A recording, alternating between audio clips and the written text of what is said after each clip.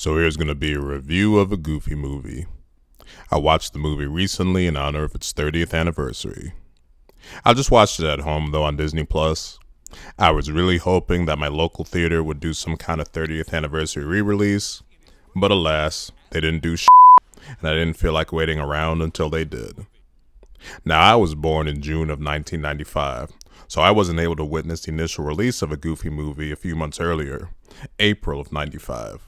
But for most of my childhood, the Goofy movie didn't really seem like that big a deal. It would just play on Disney Channel, seemingly to fill programming space. And it's a movie that I had fun with, but I never thought it was like the greatest thing ever.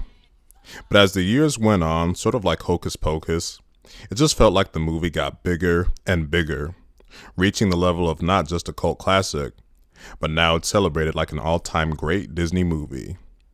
And on its 30th anniversary, it received multiple celebration posts on social media, a documentary on Disney Plus, and a popcorn bucket at Disneyland. All I could think was, holy shit. It just really opens your eyes as to how many people just loved the hell out of this movie. Is all this hype justified, or has the hype for this cult classic just gotten a little too goofy? In this film, Goofy takes his son Max on a road trip vacation, much to his son's annoyance as he had just secured a date with the girl of his dreams. This movie is sort of a theatrical spin-off of the Goof Troop TV show, which I never watched, but it certainly doesn't matter when watching this movie. Just don't ask yourself, where's Max's mom? It's such a weird world, though, of all of these dog, man, woman, people things. And the movie shows Pete and his son, who are cats, and Mickey and Donald around in a cameo. So why not have a little more species diversity to balance things around? Anyway, I digress. Now, for any parent-child bonding story to work, they gotta be on complete opposite sides initially. And that's certainly the case with Goofy and Max. But you can totally see the other's perspective as to why each feels the way they do. Goofy is just trying to be a good dad, and his son did just cause some major trouble at school. But as a teenager, you feel Max's pain, and having your dream date immediately get f***ed because your dad takes you on a lame camping trip. And it certainly is a dream date. Because I think one of the major things that sticks with audiences about this film is Roxanne, Max's dream girl. This character just had an amazing design and look. And yeah, sure, she's a dog, but she was hot as f***.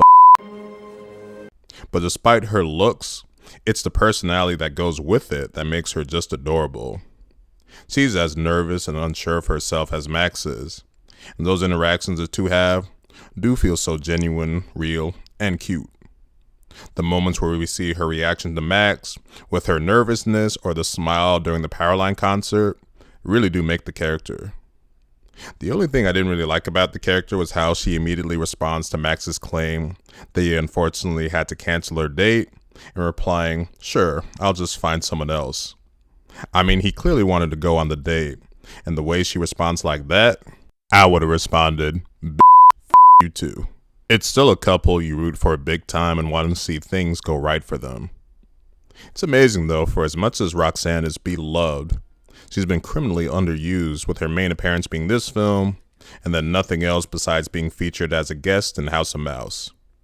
She wasn't even mentioned or seen in the sequel, an extremely goofy movie. But to get the debut of her and Lola Bunny in back-to-back years, it was a good time to be a furry in the 90s. The love story might be the main motivation for Max to get to the Powerline concert to impress Roxanne, but that's not the main focus of the film.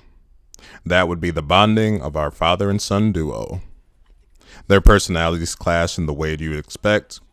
Even if his heart is in the right place, Goofy is just always going to be, well, goofy, and that's not going to work well with your typical high schooler not wanting to get embarrassed by their parents. There's enough realistic bonding between the two to make you believe them start to understand each other more and realize that they both do love each other. Excellent voice acting as well from Bill Farmer and Jason Marsden as Goofy and Max respectively. Now sure, there's a lot of zany, cartoonish type fun, but among the movie's best qualities is how it gets real with the characters. Among the scenes that just kind of blows me away in this film is the conversation Goofy and Pete have in the jacuzzi about their parenting styles. When Pete looks at Goofy and says, "Hey, My son respects me. Hey, my son respects me. That single line of dialogue blew me away, having me think, holy shit, did that just feel too real to hear a heart-to-heart conversation from the typical goofball Goofy and the usually portrayed evil Pete. On a technical side, I think the movie looks really good, mainly because the animation is very fluid, with all the character movements having plenty of energy and detail. I also think the movie's coloring style works well in making it feel like a film from the 90s, which matches the aesthetic of everything else in the film. The movie feels like a slice of the 90s, which certainly is a good thing here. The story here works for the development of our father-son duo, but my main problem with the story is a lot of issues here could have been solved with better communication from all of the characters. That's a problem with a lot of kids' film stories, and it certainly rings true here in more than one instance. Actually, the other story issue I have here is how the film completely skips over how the Goofy and Max escaped Bigfoot. But besides Roxanne, I think the main reason folks love this movie is the music by Powerline. The two songs we hear are Stand Out and Eye to Eye. They're great songs, and from a thematical standpoint, they have great meaning in the scenes they're in. Stand Out works great for what it means for Max's character in that moment of the film.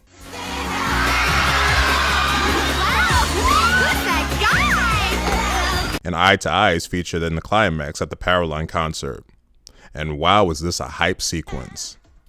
It's got fantastic energy, choreography, it's fun how it involves all the characters in the film, and it's the moment where we see how far Goofy and Max have come, finally seeing it eye to eye.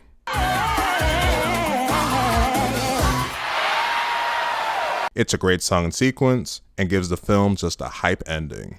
Despite probably not intended to be more initially than an amusing theatrical spin-off, the overall elements come together to create a fairly fun movie that does earn its cult status.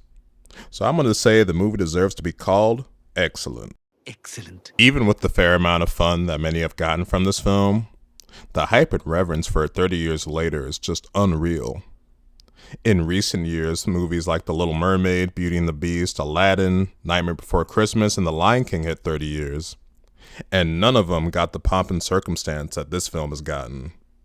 I guess there's just a special magic that has us all seeing it eye to eye 30 years later.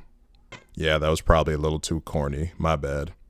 So that'll do it for this retro review of a Goofy movie. If you made it to the end of this video, thank you for watching. When your dad is Goofy, a Goofy movie.